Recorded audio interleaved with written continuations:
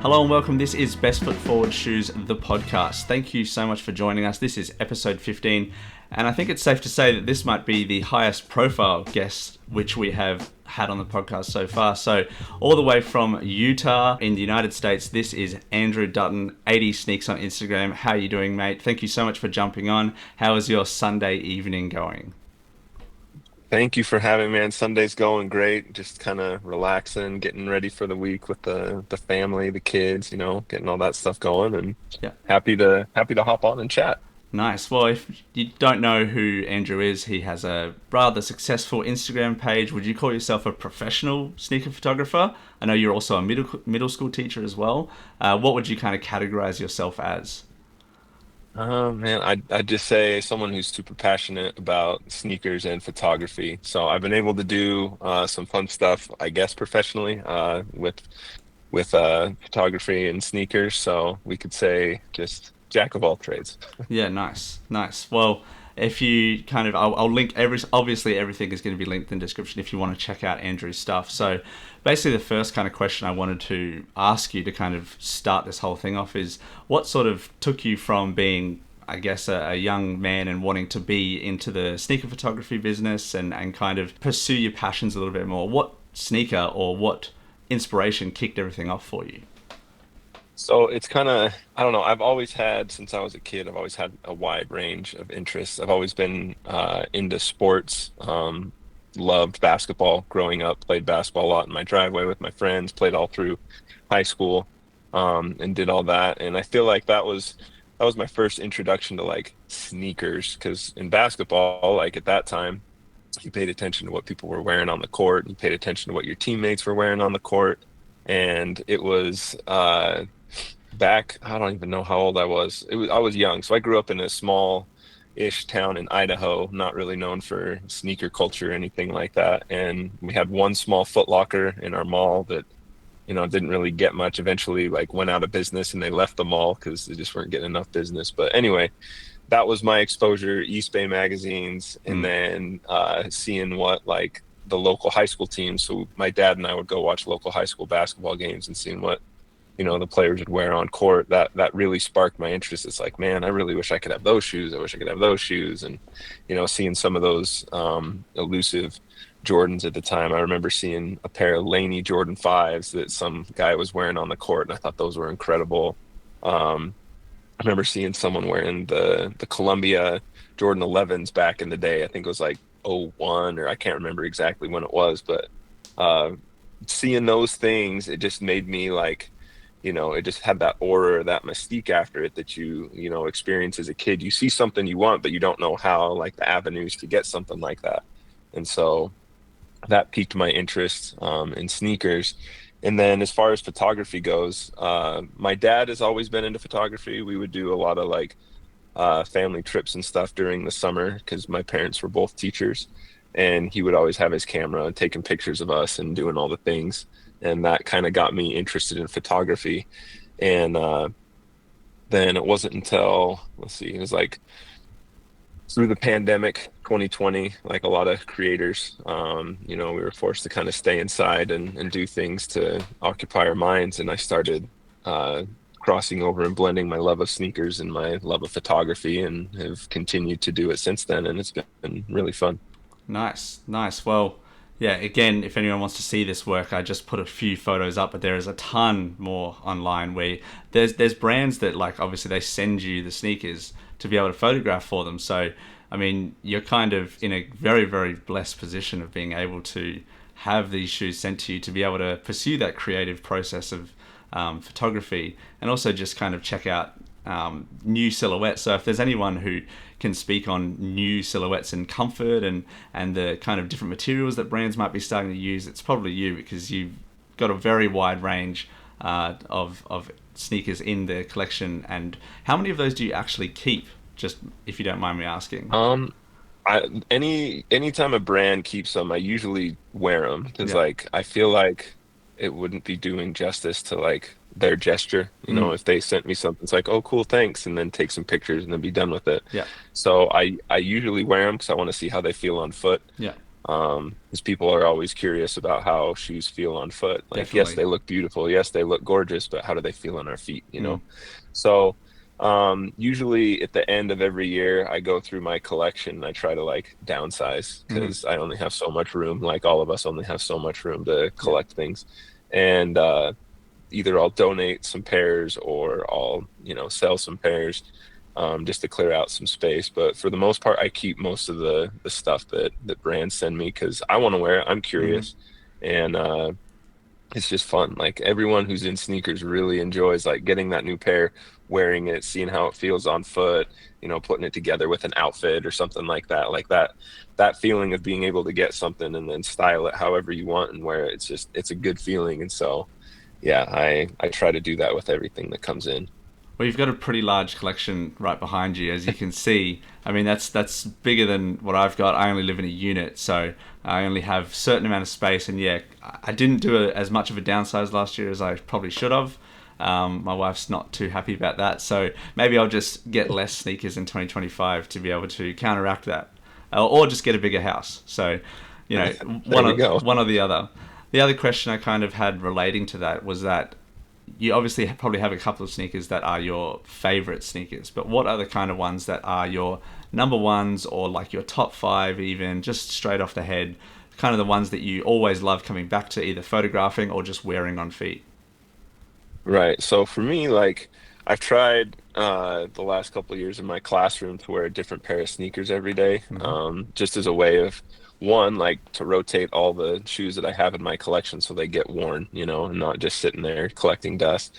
And two, it's a fun way to connect with my students. But um, favorites, like the older I get, the more I've kind of evolved my collection into like some of the pictures that you're showing, like the more of the, knit runner style Y2K runner shoes because they're just comfortable to be on your feet all day. Um, I love my Jordans, I really do, but at the end of the day, it's kind of hard to be on your feet all day in a pair of Jordan ones, which, Yeah. some of us can relate to that. But for me personally, some of my favorite silhouettes and models growing up, like I said, I was captivated by basketball. And so obviously Jordan and all of his silhouettes really piqued my interest, and they still do. It was either my junior or senior year, I was able to get my first pair of signature Jordans to play in. And it wasn't anything like extravagant or special. It was like the metallic, there's like the black and silver Jordan 2 highs. Hmm. I don't even know what the official colorway was, but I got those and I played in those because like, oh, this was a signature shoe that Jordan played in. And it honestly performed great for me. Maybe it's because I was younger and in high school and my body, could handle the abuse that those Hmm. shoes would give me. But Jordan 2s have always had kind of a special place in my heart since then, just because that was like the beginning of me getting into like the signature Jordan line. So I have a decent amount of Jordan 2s in my collection, and I don't know, I tend to value the shoes that aren't commonly valued Mm. within like the whole social media space of sneakers.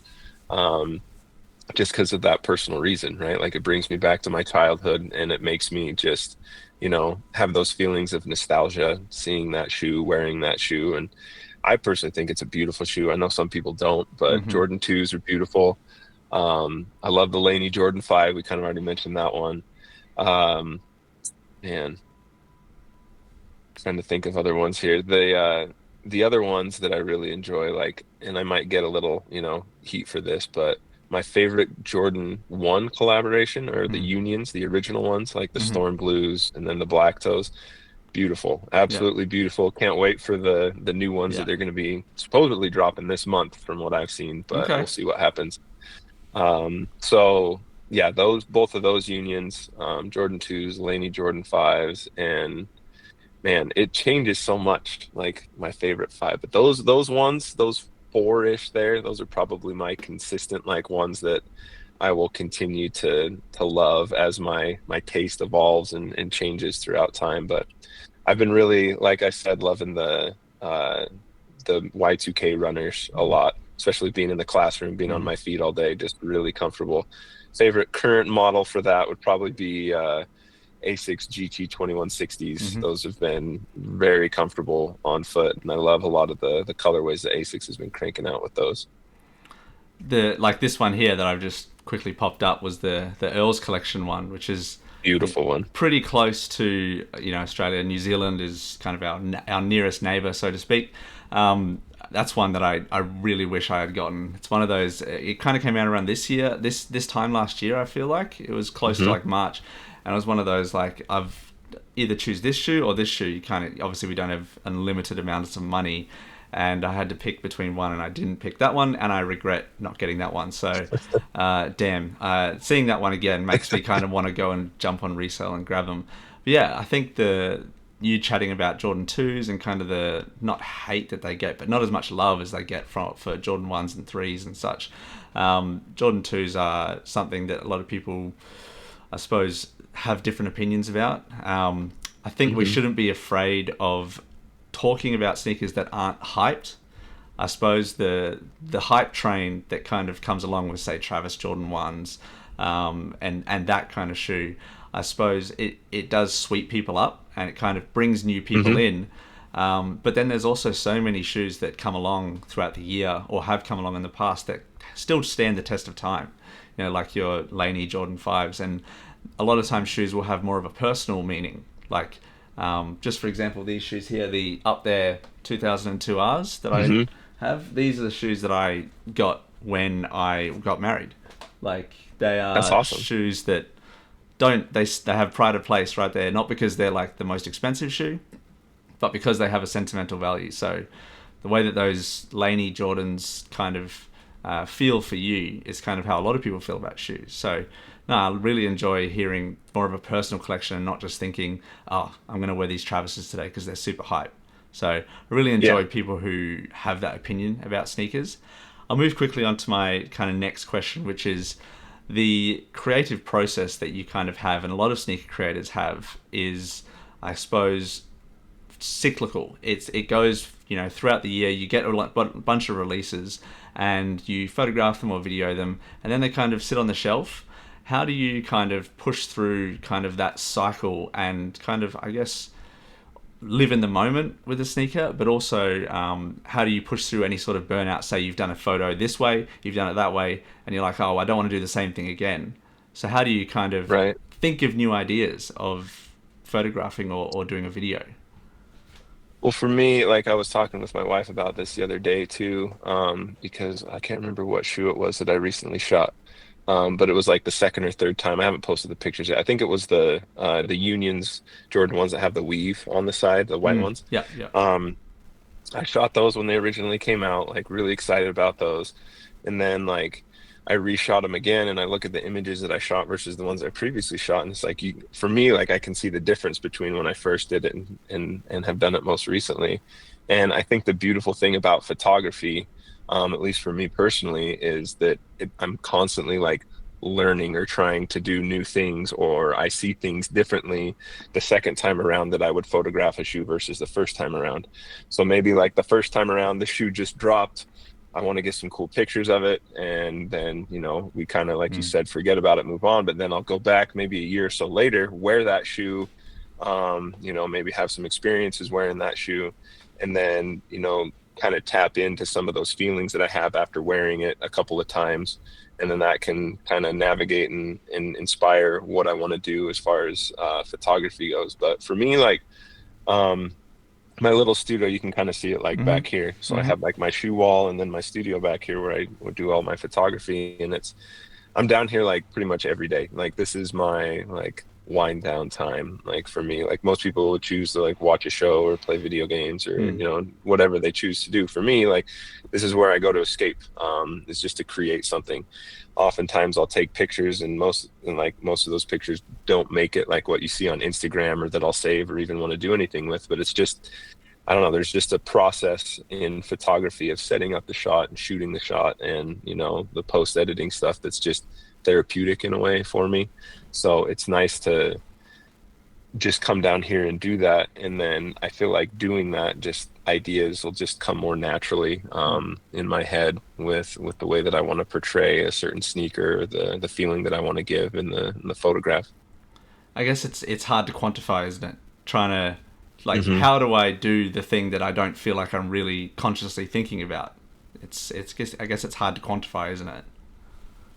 Yeah, it's, I mean, and I feel like any creative endeavor that people have, whatever it is, video, photography, graphic design, art, like it changes. Even music, like you listen to certain artists and the way that they change, from album to album, and you can kind of get a feel for like what they're feeling in their Mm, personal lives and how that reflects in their work. And I mean, all of us are that way with any creative endeavor. Like the things that we do and associate with influence the way that we create.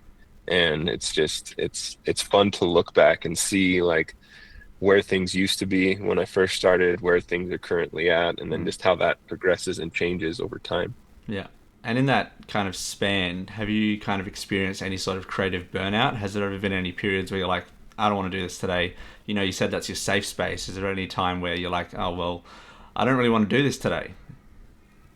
Yeah, there's definitely Yeah. moments like I'll come down here. Like there's sometimes I'll have some photos that I need to take for like a company or a client or Mm, something, and I'm not feeling super motivated. So mm, oftentimes I'll just come down here and just sit and just kind of hang out, mm, listen to some music and just chill for a little bit. And then, if things start coming, like the longer I sit down here, like I'll see something, I'm like, oh, there's that shoe. Oh, I remember that picture I took with mm, that shoe. And then just like my brain just starts like thinking and churning. But yeah, there's definitely moments where I I feel burnt out or I feel like I'm doing the same thing over and over again and I want to try something new. mm. So usually in those moments, I'll try and just challenge myself and be like, I've already done this style of photo. Let's try something different.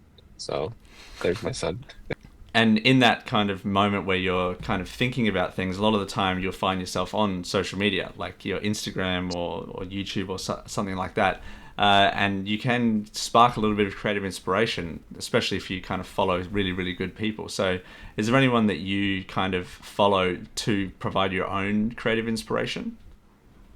A lot of the people that I follow are more like landscape and I guess you'd say like adventure type photographers. Mm, That was originally where my photography interest peaked. Living out here in Utah, we would always go hiking and backpacking and try and capture beautiful landscape stuff. So often I'll look at like what other people are doing in something that is has nothing to do with sneakers, mm, just to see the way that they capture things or get different ideas on how colors, work together and play together and things like that.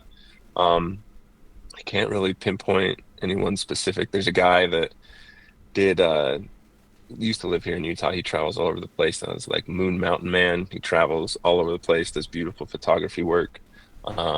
And then Peter McKinnon, big YouTube yeah. dude. Love his work and things like that. So for me, I try to get inspiration outside of what I'm trying to Mm, like do. And then try to pull in some of that into sneakers. But I mean, everyone's different who mm-hmm. they pull inspiration, how they get that from. Yeah, yeah. It's. I mean, as you kind of alluded to before, you're a big basketball fan. I'm also a big sports fan. Orioles and Ravens are my like main American teams. For anyone who knows them, and I love like looking at sports photography as well. Sports Hmm. photography is awesome. The way they capture the movement, the way they capture the action, the excitement, the still moment. We all watch highlights and such, but that still moment kind of tells a lot. Like a picture tells 1,000 words. Is the saying, and sometimes it's hard to replicate that in a sneaker photo. But I think that yourself, you do a pretty good job in creating that motion in a photo sometimes, where you've got them on feet and you're kind of doing like a walking stance or something like that. Um, it's good to get that inspiration from other sources, like you said. Like sports is awesome. Just quickly, you said you're a big basketball fan. The Luca Hmm. trade, what Oh my gosh, what dude. I've been that's texting all my friends about that. that I literally just got two texts about that. Like, it's broken the internet, so obviously we're about 14 hours ahead of you guys. So I knew about it 14 hours before you. So, um, so it was kind of about what 2 or 3 o'clock in the afternoon, and I was just like texting all night, and my wife's like, "Can you just put the phone down?" I'm like, but babe, this This. is the biggest thing that's happened in the entire basketball year for a long, long time. What are your thoughts on that, real quick?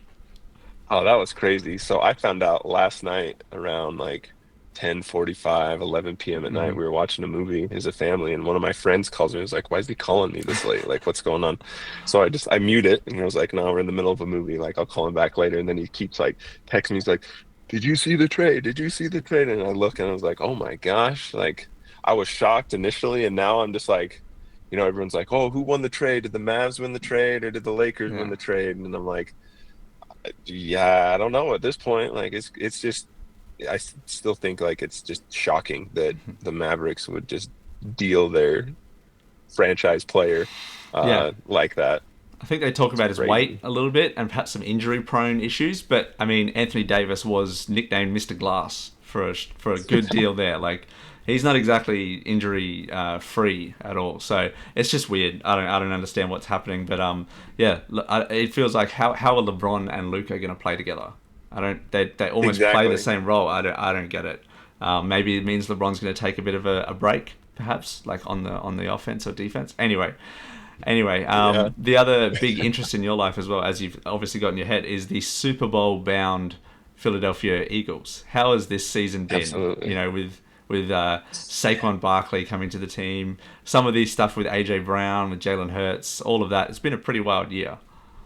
It has. And, from last year, last year was very frustrating because I feel like the Eagles had a lot of talent last year. They could have done really well. And, a lot of people blamed offense and defensive coordinators. And then they revamped the coaching staff Hmm. this last offseason, brought in, new offensive and defensive coordinator. And I was pretty excited who they got for the offensive coordinator. I can't remember his name to save my life right now. Former quarterback for Boise State back in the day. Kellen Used to Moore. be offensive coordinator. Kellen Moore. Yes, that's it. Yeah.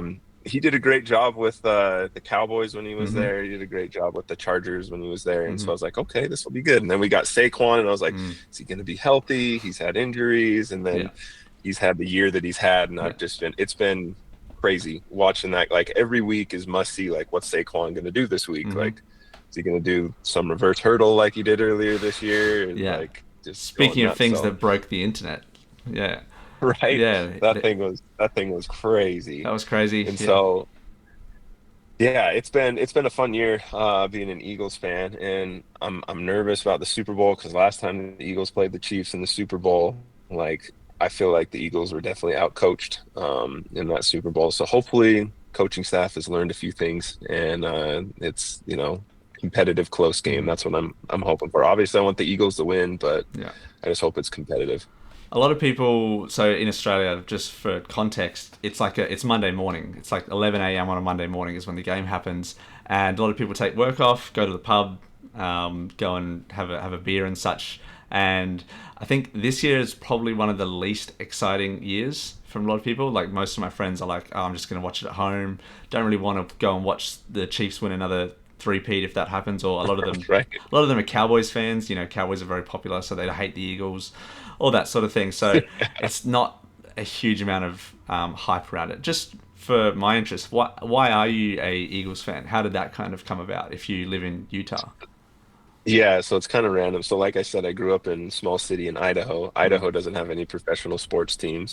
Hmm. So my exposure to, professional sports as a kid was whatever was on, TV at the time. Hmm. And so growing up, it was a lot of like Cowboys, playing football, and then the Eagles. And I watched the Eagles because my flag football team growing up for like 3 or 4 years, we were the Eagles. Mm. And so I was like, oh, there's a pro team called the Eagles. Like, let me look in and like watch and see like what they're about. And then I started falling in love with the Eagles. And then when Andy Reid took him to the Super Bowl, I think that was in was that '05, '06? I don't remember when Mm. that one was. But that was like I was excited about that, really, really hyped up about that. And then they lose, and then, Yeah. heartbreaking, obviously. And then it was rough years in between Yeah. until they got back there with Yeah. Nick Foles. Yeah. And yeah, that wild stuff, man. So yeah, I sports growing up, it wasn't necessarily like local affiliation. It Hmm. was just more so like what teams captivated me as a kid. And it's something as silly as that was my flag football team growing up. That's why I started liking the Eagles. Fair enough. People always ask me why you're an Orioles fan. Like, how did that happen? And, Right. and for me, it's just Australians love an underdog, Yeah. and Baltimore is kind of that, I guess, an underdog city. And I like the kind of Ray Lewis, the spirit of the Ravens, Hmm. and then the Orioles were trash, like really bad for a long time, and they were on the come up. So I was like, let's go. Like, same sort of city, same sort of thing. So yeah, it's been fun. We obviously have different sports here in Australia. We have cricket. We have our own version of football. So, I mean, Australia is almost as sports mad as America, I feel. And I think a lot of the crossover between sports and sneakers is kind of one of the reasons why I have gotten into sneakers a little bit more. Absolutely. A lot of people, it comes from basketball shoes, I think. But now the Uh-huh. lifestyle with the runners and that sort of trend has kind of forced people to take more notice of runners and those sort of, Sauconys, the Asics, those sort of things. So what sort of trends have you seen in the last maybe year and a half that you're kind of excited to see moving forward in the sneaker kind of space? I think what's been cool for me is just the diversity that's been available. Like I know Saucony and Asics and New Balance, they've all been around for a long time, but just seeing them each year step up the Hmm. quality of their product and doing more high profile collaborations and get some more eyeballs on what they're doing, it's been Mm. really cool. Like Asics has been killing it the last couple of years with a lot of their collaborations and a lot of their pairs. I mean, Kith has been cranking out some beautiful stuff with Asics. You have the Earls ones that were there too. Hmm. Trying to think. I mean, Jound has theirs. Concepts had some really cool Kayano 14s last year. I just feel like a lot more of these, these boutiques and these collaborators that we pay attention to are getting these projects with these Asics and with these Sauconys and with New Balance, and it's Hmm. cool to see their take on it, Hmm. and I've loved it.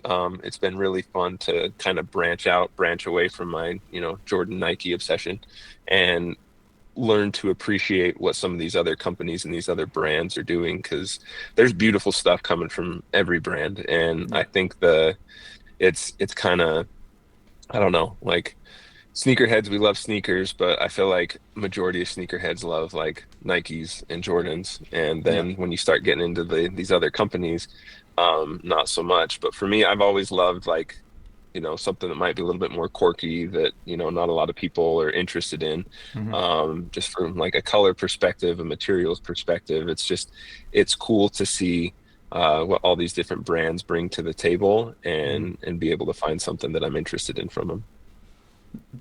I feel like Nike, especially, that brings to mind the recent upcoming release of the Bread 85s, where they're very limited and they're kind of exclusive. And the stores that they've picked, I suppose, are ones that are on their A list, so to speak.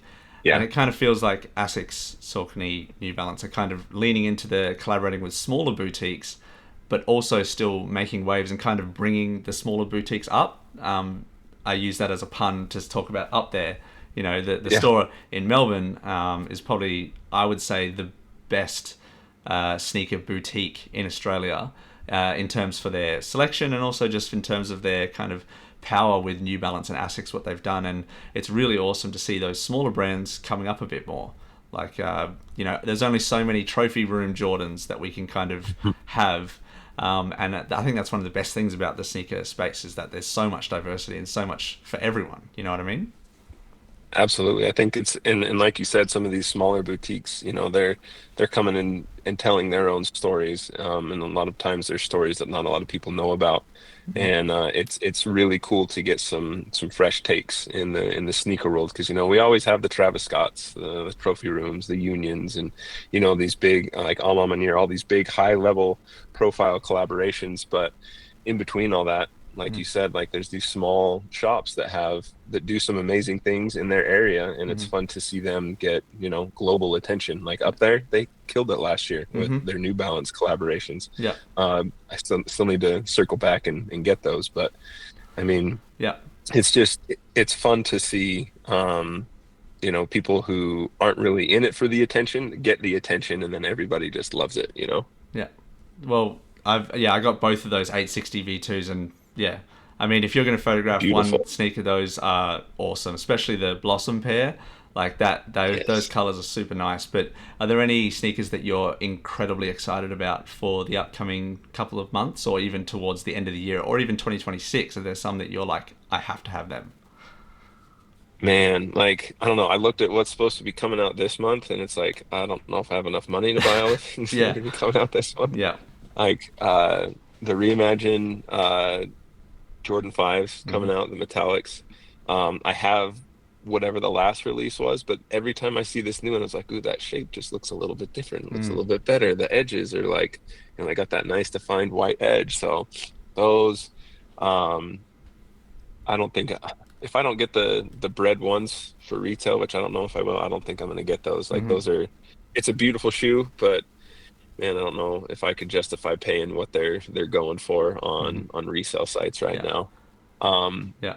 Trying to think of other projects that are coming out this year that I mean, we've seen like Travis Scott's doing a little bit different with some of his own individual silhouettes, and personally, like they're okay, in my opinion. So I'm not necessarily looking forward to those, but um,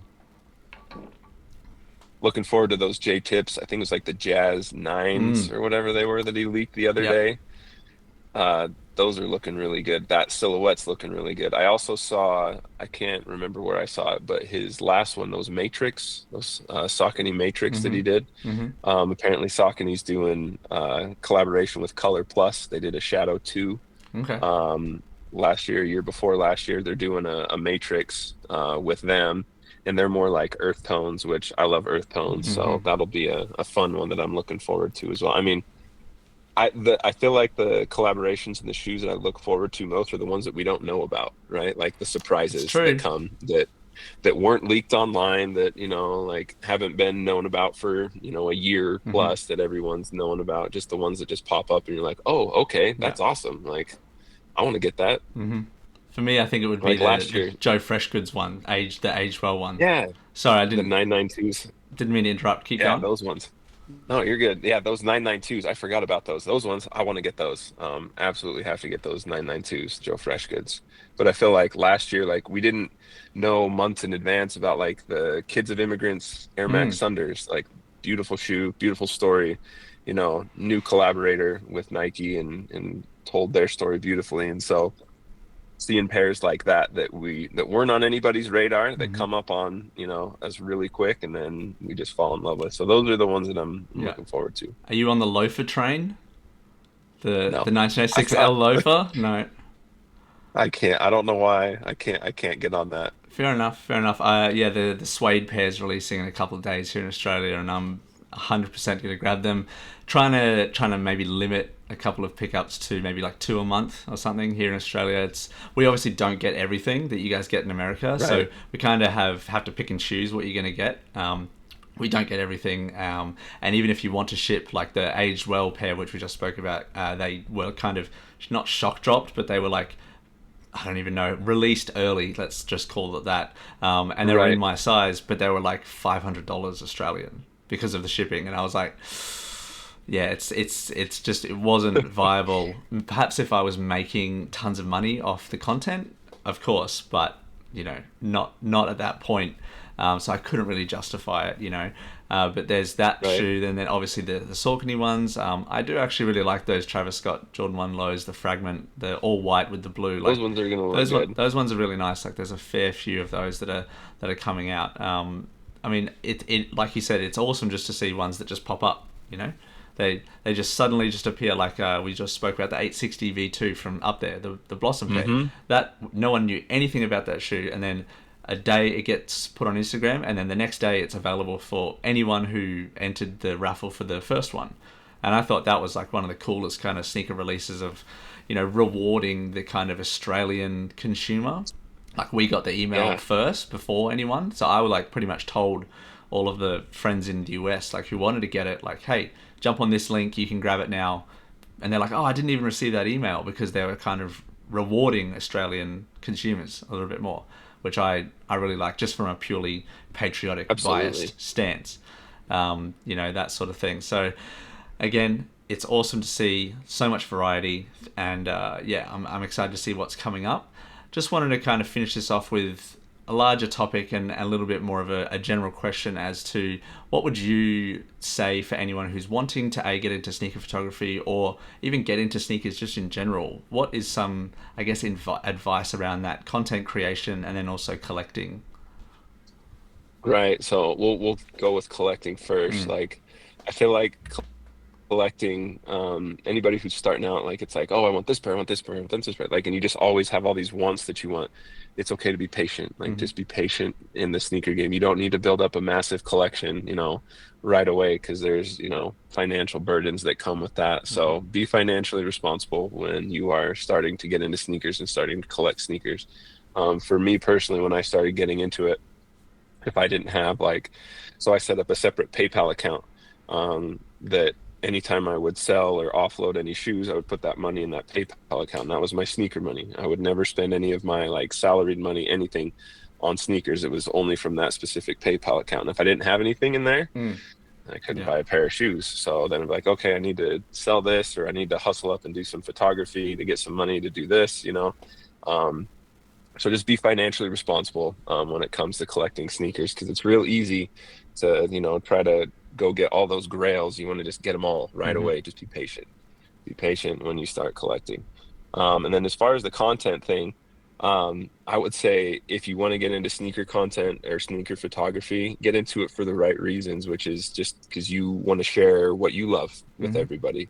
I feel like oftentimes people get into content because they want the money, or they want to get, free pair of sneakers. Like, that stuff will come Mm. if you're going into it for the right reason, which is your passion for creating and your passion for sneakers.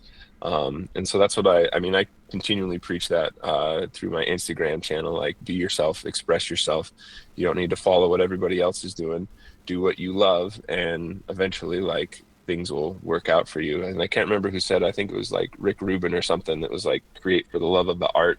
Hmm. You don't need to create for the audience, because if you create for yourself, the audience will come eventually. Yeah. So Yeah. enjoy enjoy creating for yourself. Enjoy that process of, Hmm. whether it's video, whether it's a podcast, or whether it's photography. Start doing it because it's something that you like genuinely want to, do for yourself, Yeah. and enjoy doing it for yourself. I think if you do start with the intention of trying to gain fame, fortune, whatever it is, you're going to be disappointed because there's so many people in that space that it's going to be very, very hard to push through to kind of immediately getting that stuff that you want. And I think if you want to do it just purely because you love it, like I didn't, I was collecting sneakers for 3 years before I even filmed any Hmm. videos. I had like an AV background, like photography and such before that, but I didn't have any sort of thought of making any videos or photography or whatever until 3 years after. So some of the pairs I've got, I haven't even made reviews about, just because it's kind of the recency kind of thing, like sneaker YouTube and such kind Right, of runs on the what's the next sneaker, what's the hottest one, that sort of thing. What was the top 10? right. That's kind of how the YouTube kind of sneakers algorithm works, is it rewards the new ones. So I think if you have a good collection and you can kind of, I suppose, show it off, like you've probably got pairs that you have that you've never photographed, I would say. Is that true? Yeah, there's probably Yeah. like, I don't know. Most of them I would say I have. Hmm. But there's probably a few there. I'd have to go back through and look, but there's definitely some that I haven't photographed. And for me, like, when I first started out, it was kind of that same thing. It's like, oh, I need to get every new release. I maybe even need to like buy a pair early so that I can stay ahead of the curve Mm. and, get the likes and all that stuff. And I was like, it's not fun. Like, I wasn't enjoying that. I wasn't enjoying like trying Mm. to keep up in the rat race. And instead, like, I just took a step back and was like, okay, like, you enjoy sneakers, just start photographing and sharing why you enjoy the certain pairs that you enjoy. Mm. And again, just sharing my love and my personal, feelings towards sneakers. And I feel like a lot of times people will gravitate more towards someone who's being genuine versus someone who's just, you know, another cog in the machine wheel of, here's this sneaker coming out and here's a Mm. review of this sneaker. I feel like a lot of people just appreciate the genuineness of creators that share their personal, feelings about why they love sneakers, and pairs that maybe not everybody enjoys. And because we're all like, as consumers, like, we all enjoy certain pairs for certain reasons. Mm-hmm. And I feel sometimes on social media it's all the same stuff, like you said, the new, like, what's coming out, what's releasing next, all this stuff. um, but hearing people's stories and their personal connections to certain sneakers like that, at least for me personally, I love that stuff. Yeah. And then that just builds connections with other people, and that's what Mm-hmm. makes it a beautiful, beautiful thing. Yes, speaking of like connections with other people, I think one of my favorite parts, especially here in Australia, it's a very tight knit kind of group about who are interested in sneakers. It's still a rather niche thing here in Australia. I don't feel like it's as in the wider general public as it is perhaps other places in the world. So it's a really tight knit community, and I feel like that's one of the best parts of the whole, sharing things on Instagram, just taking photos and chatting about it. Like this podcast, I have a bunch of my Aussie friends on it, and just chatting about sneakers. Like that's kind of, I think, most of the fun of having sneakers is chatting with other people about it. 100%. And I've met some really good friends through like social media, and they don't like live anywhere near me, and we're chatting all the time now because we have that bond, have that connection through sneakers, and that's where it's fun. And I feel like in content creation we sometimes lose sight of that fun, those personal connections, those interacting with other people. It's easy to get hyper fixated on the engagement or the likes or the views or things like that. And that stuff won't sustain you very long. The stuff that'll sustain you are those relationships, those connections that you make with people, and those conversations like what we're having, right? I always love talking with people about shoes and getting to know them and their footwear interests and things like that. So that's the fun side of content creation. So if you're looking to get into sneaker content, anybody listening, like, do it because you want to meet cool people, and create connections with people and just develop friendships. Very, very well said. So I think that's one of the best notes I could wrap this episode up. I think Andrew has made some incredibly good points here. We've chatted about your loves, your bit of sports here. So if anyone wants to hear us talk a bit more about sports, that's something that I'm definitely interested in talking about on a podcast. So thank you so much. Enjoy the Super Bowl next week. It's going to be an awesome game, and I really, really, really hope the Eagles win. Purely, and I think a lot of America and the rest of the world really wants the Eagles to win. So thank you so much to everyone for watching this episode. As I said before, you can see all of Andrew's social links just down in the description. Go check out his Instagram. So much more content than what I showed a very small snippet of. Is there anything else you'd like to say before we sign off? No, thank you for having me on. It was fun to stop by and chat for a little bit, and like you said, go Eagles. Let's do one for the world. We're sick of the Chiefs winning. Well said. Thank you so much. Well, everybody, please hit subscribe down below if you have not. Like the video, it really helps the channel kind of grow a bit. So hope you enjoyed that chat. We'll be back with another episode, hopefully in a couple of weeks. Thank you so much to everybody. Have a good day.